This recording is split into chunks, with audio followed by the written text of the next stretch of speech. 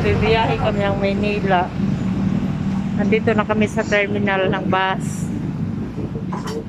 Kasi pag ang hirap kasi matampay ka ng 5 days and then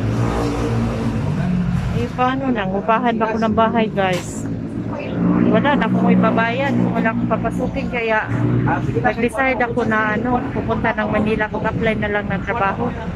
Marami namang hiring ngayon, kahit maglinis sa kundo, okay na yun. May kasama ako, dalawa kami, guys.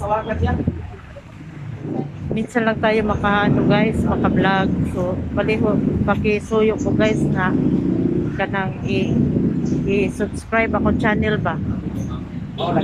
Supportahan nyo yung channel ko, guys.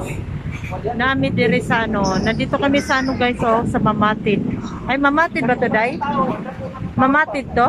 Ha? Dito pala kami sa Mayapa. Ito, sa terminal ng bus. Ayun yung bus, guys. Nasasakyan namin. Support my YouTube channel, please, and subscribe. Salamat. Bye-bye.